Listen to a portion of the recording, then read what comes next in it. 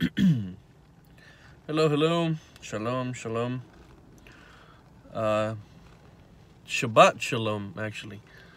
Since I have come to realize, I don't know why, I don't know why I didn't realize this before, but I had been celebrating Shabbat on the Gregorian Roman disgusting pagan calendar. I don't know why it never occurred to me. And you know, I attended so many Shabbats, and there was always that talk of, the biblical Hebrew calendar versus the Roman pagan calendar, yada yada yada. It never dawned on me until the other day. I'm like, I've been on the pagan calendar this whole time. Anyways, so I want to, I want to do a brief teaching, speaking, preaching about the bad Christian theology. Okay, I have just recently researched that for many of the Greek texts, they have been using Hellenistic words. Okay, if you're familiar with Hellenism, it is a Greek pagan goddess. Okay, now remember, the Romans had those same Greek gods, they just changed their names. But the Romans were Hellenists. Okay, the Romans were Hellenists, and Helen is a pagan deity. Okay, now it has come to my attention that while translating biblical text into Greek, they were using Hellenistic concepts and Hellenistic even definitions of words. Okay, talk about leading us astray. The very, I don't even want to utter these words because these words are cursed babble.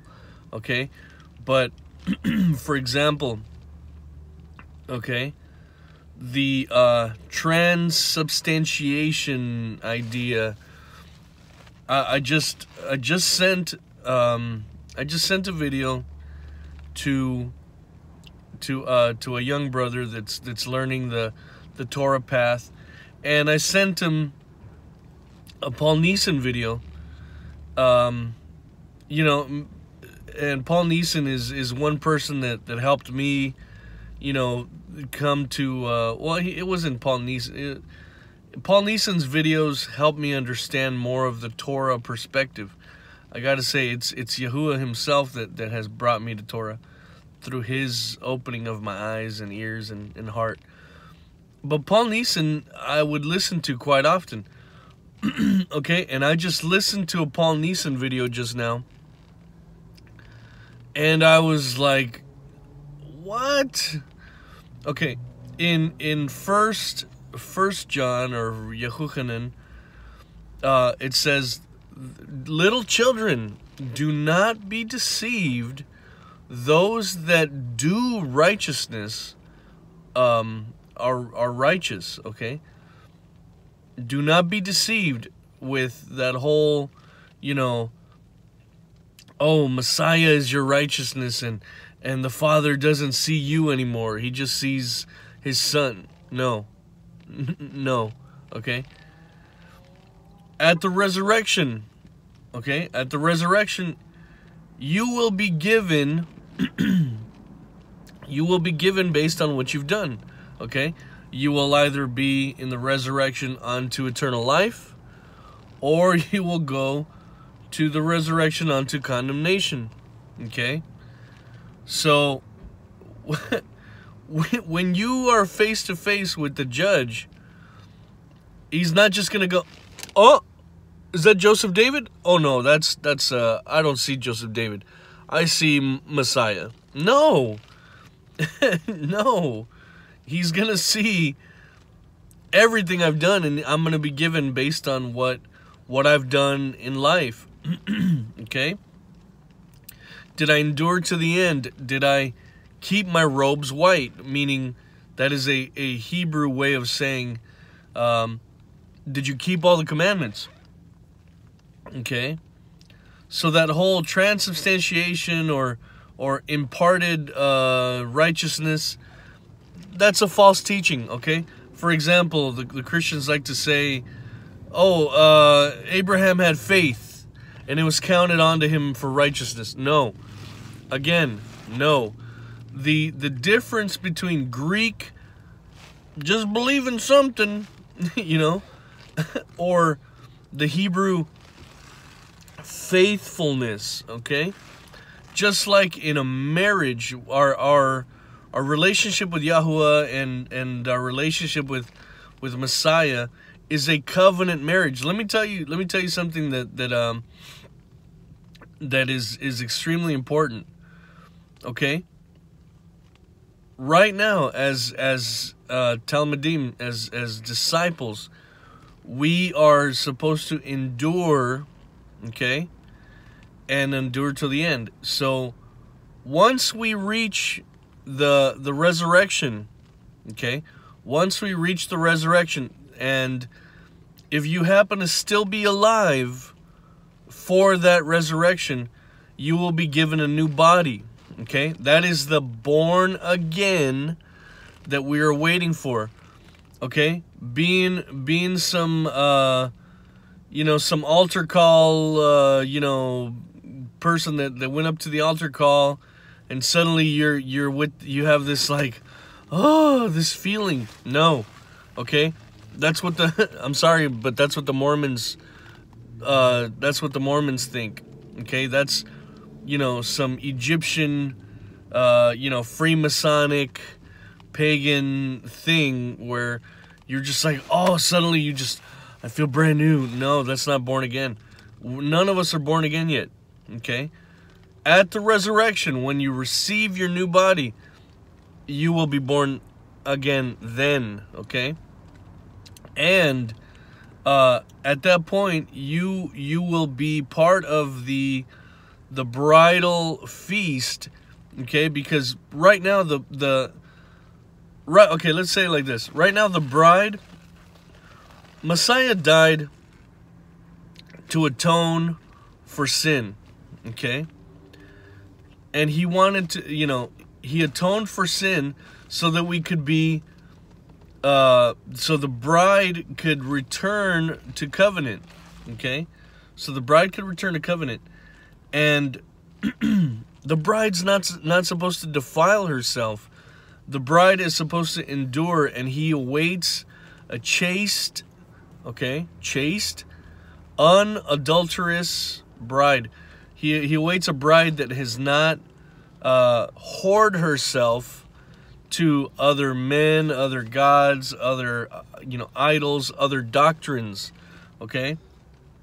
Now, once we receive those new bodies, and the marriage supper of the Lamb comes in, we will be invited, those of us who are renewed with the new bodies, those of us that have been approved and seen fit to be family, okay? Remember, at the wedding feast, only the family is going to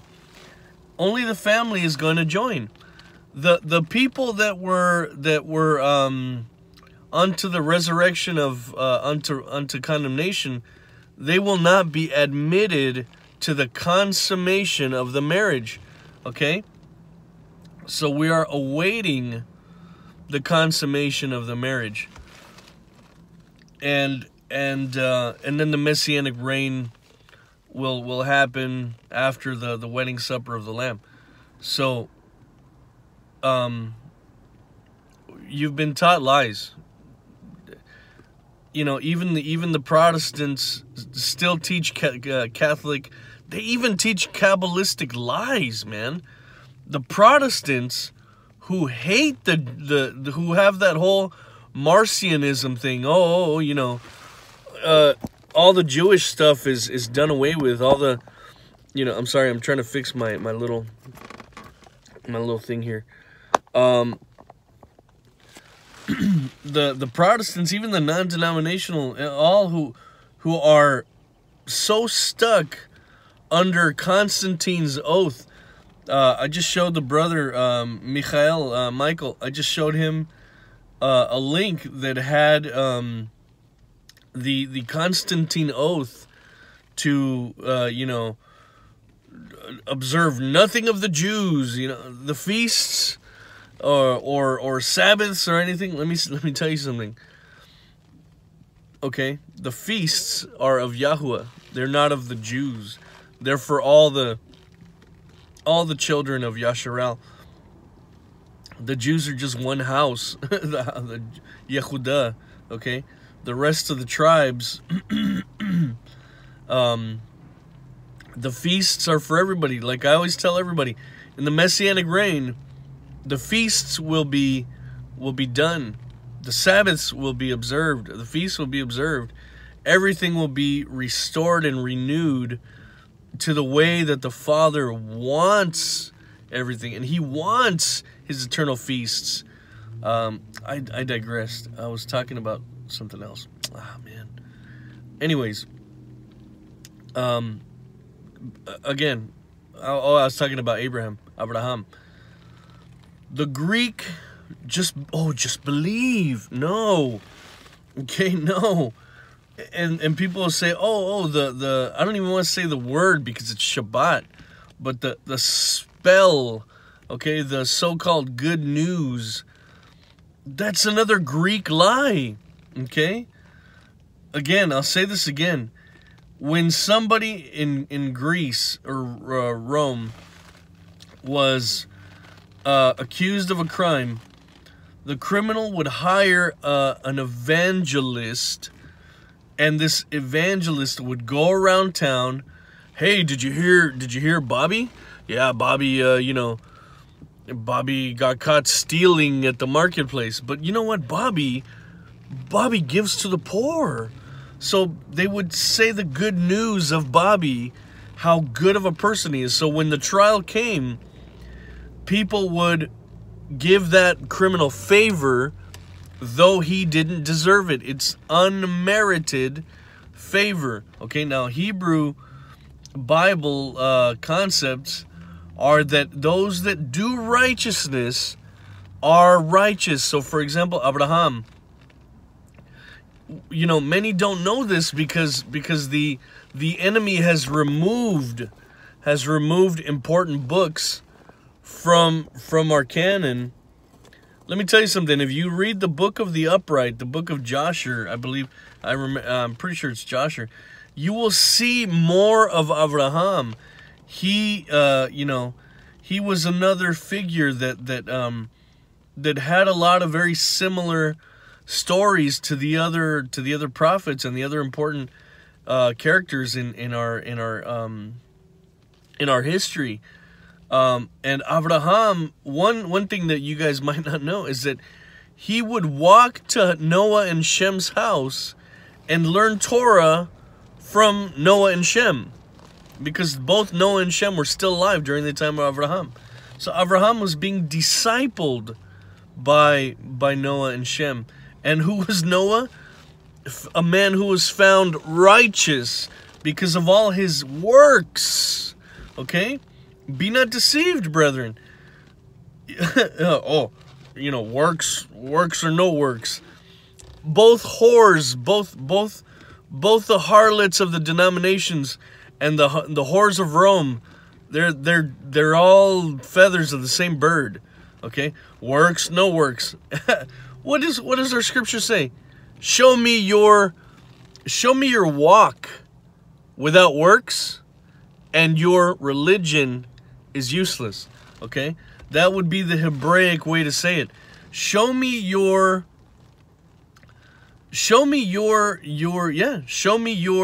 walk with the Father.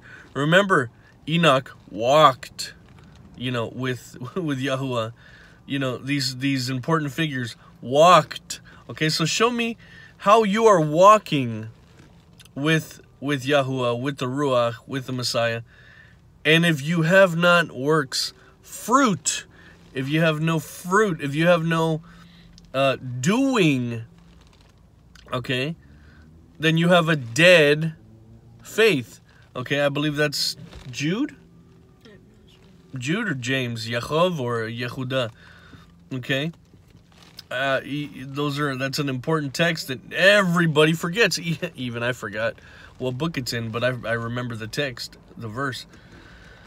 So, again, Hebraic thought of hearing, bringing into the forehead, okay, pondering it, then saying, I will obey, committing to it, okay, having your heart say, I will obey, I will serve you, Yahuwah, I will serve you, Master, I am a slave to you, a willing, loving slave, and I will commit in my heart, because now you are supposed to be in Messiah, you're supposed to be the one new man, the new creation that has a soft heart.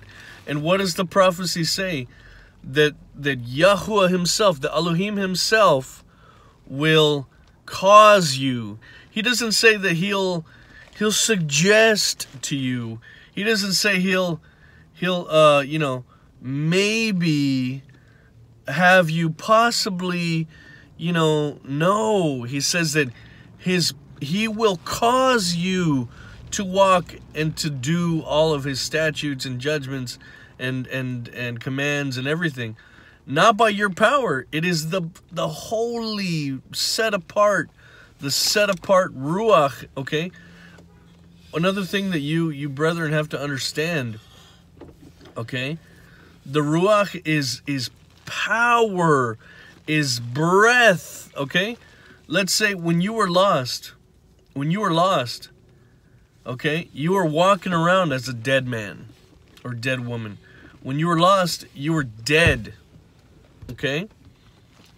When the Father breathed his Ruach breath into you,